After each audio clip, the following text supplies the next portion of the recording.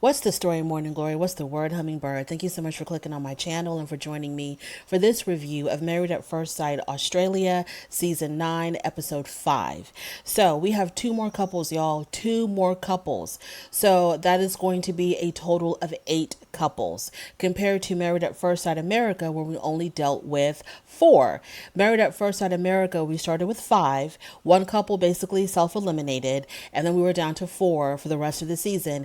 Here in Australia, it is 8 couples. But the good thing about Married at First Sight Australia, it moves really fast.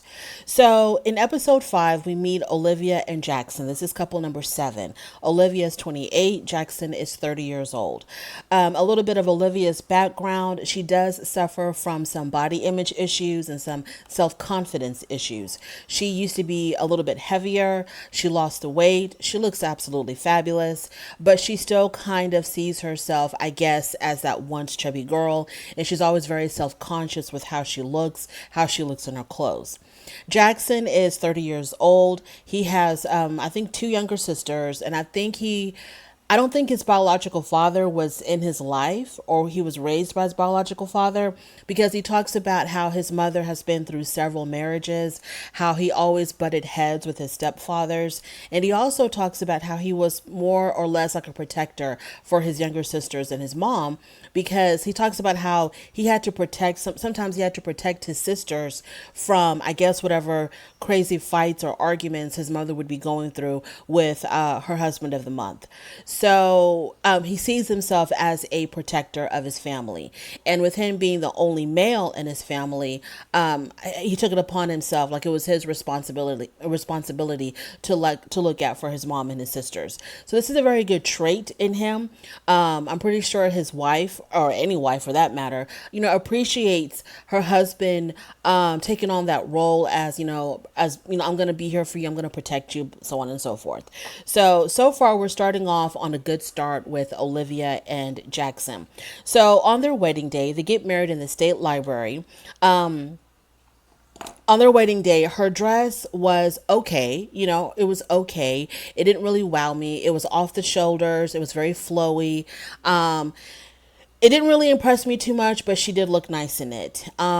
Jackson had on a blue suit, which to me, that was a 2 thumbs up, because I don't like white suits. I like dark colored suits.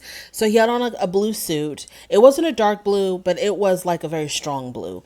And the only thing about his suit I thought was, I wish it would have looked a little bit more neat or a little bit more tailored, because it looked a little bit shabby, kind of sort of like around the necktie area, kind of sort of. I don't know if I'm explaining myself right. So I just wish that it would have looked a little bit more sharp on him, but other than that, it was fine. Olivia was really excited about his blue eyes when they met at the altar. That was the first thing that she, made a comment on, was that he had blue eyes. And so they exchanged their wedding vows. She's very pleased with him. He's very pleased with her. And her mother says, I know my daughter, and I know that she can, kind of jump the gun. Like, she moves really fast with relationships. So, and she does. She does move kind of fast because, we'll find out later why. So there was no family or friends there for Jackson, and I'm assuming it's also probably because of some type of COVID restriction. At dinner, the mom starts with the interrogation of the questions. She's asking him, has he ever been in a long-term relationship or a serious relationship? She's asking him about his career, and I think he said he's a plumber. Jackson then reads a letter from his mother, which she had written for, I think, Olivia. And the letter was very touching. I don't remember the details, but it was a very touching letter. And the letter mentions how he's very reliable and how he is like a protector. He's very protective of, the people that he loves. Then he got super emotional when he was reading the letter from his mom. He got really, really emotional. He was like choking back tears. He had to read and stop to kind of gather himself. So that was really sweet. Then Olivia and Jackson, they go off and they have a private conversation. She talks about her father. She shares, what she went through with her father. And, that just shows, how open she was with him, how vulnerable she was with him. And then they share their second second kiss, because I think they kissed at the altar. The next morning, they woke up and they're all cuddled up with each other in the hotel room, and they let us know that they consummated their marriage in the very first night. So it seems like, Olivia's mom knew what she was talking about as far as like, her daughter kind of like rushing into things. And Olivia says that she didn't think that she would have so much feelings for him, and she was just overwhelmed with feelings, just to justify that she was, a little bit hot under the collar for him.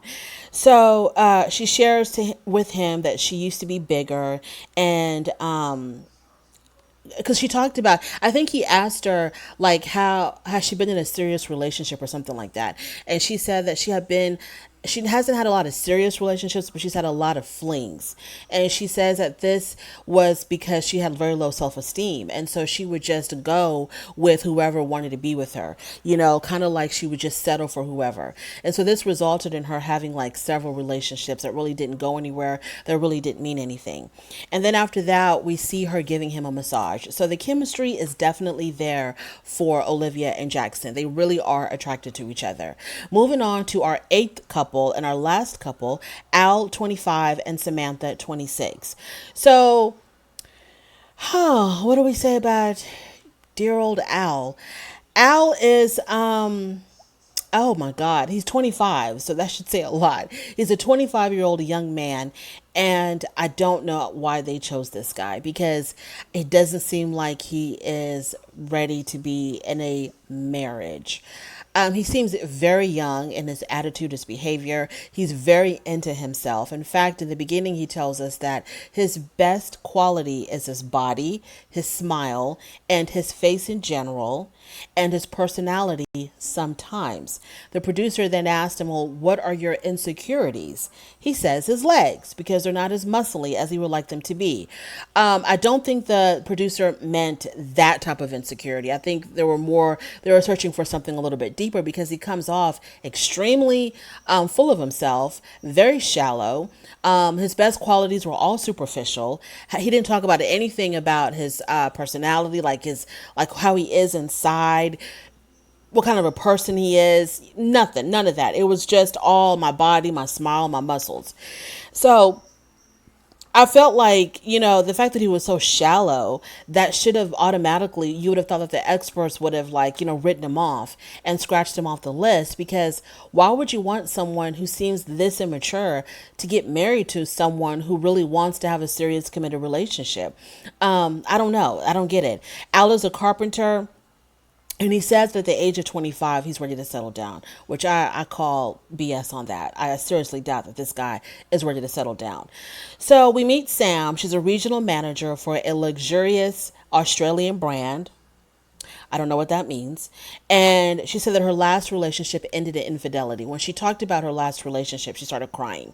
So I don't know if she's completely over that, but she seems to still have some unresolved issues about how she was treated in her previous relationship.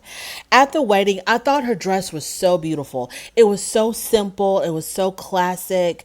It was just I don't know how to describe it, but it was just very simple. It didn't have any type of embroidery. It didn't have any type of ruffles or pearls or anything like that. It was just a very simple, elegant white dress with it was sleeveless, and it fitted her body so well. She looked like a Barbie doll. The only thing I didn't like about the dress, it had these detachable puffy sleeves.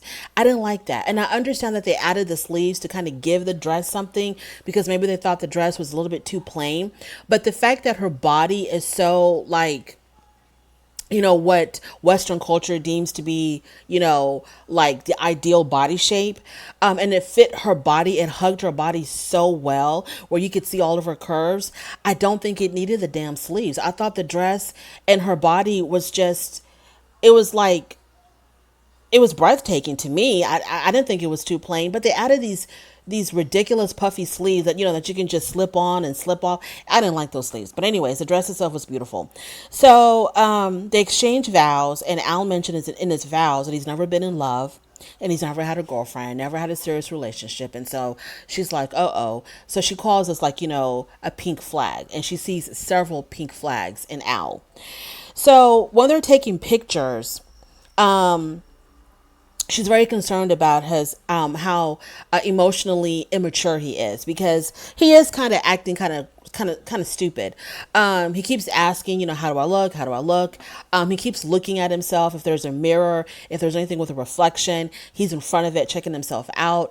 He says he wanted to look a little bit bigger in the picture, so he dropped to the floor and started doing push-ups. It was crazy. And yeah, and so she's like, she says that her pink flags now have turned into red flags. Now she's seeing glaring red flags in him.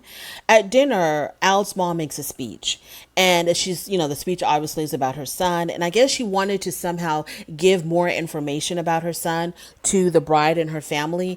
So she mentioned all this stuff about him, all the good things about him, which made him seem like a mama's boy. She talked about all the places that they traveled together, all the things that they've done together, and it kind of came off like he was a mama's boy. And then she said that, then she went into the cons of Al. He can't cook, he doesn't know how to do laundry, he doesn't clean, he plays video games all the time, and he likes to hang out with his friends. So Sam was petrified when she heard this, because she says she's tired of dealing with boys. She wants a real man. And then his mommy is telling her that he likes to play video games all day and he doesn't know how to look after himself. And then she also mentioned that he likes to have his food served to him. I was like, what? Oh, no, sir. So in the one-on-one, when they're talking, just the two of them together, Sam tells him that, because I think he asked her, do you find me attractive or something like that? And she's like, yeah, I find you attractive, but, I need something more than looks. I need somebody who's really deep. I need someone who can, capture my mind.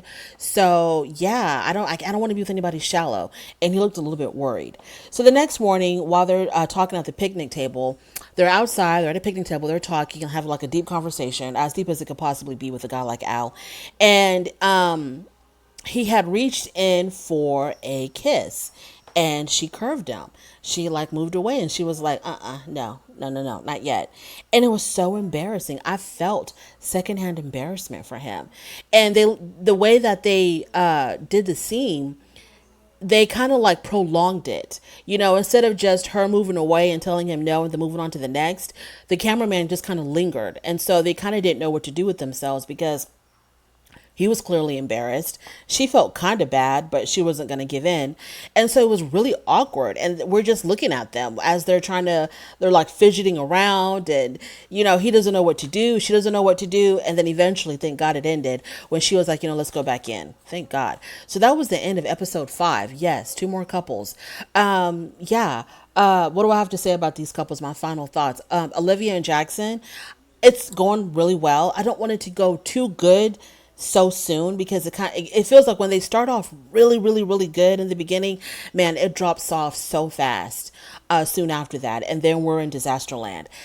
I like it when they kind of struggle in the beginning, and then they have to build to a better relationship. They've got something to work on, something to work with, instead of starting off at the top and it's like, well, there's nowhere to go now but down, because they like each other so much. The chemistry is so strong. They think that they're so perfect for each other. It's like, okay, there's nowhere else to go now but down. So yeah, that's my review of Married at First Sight episode 5, and I will definitely be back with episode 6. Thank you so much for joining me. On your way out, please don't forget to rate the video. Don't forget to subscribe if you like this content. If you don't, perfectly okay. Thank you for stopping by, and I will definitely talk to you later. Bye.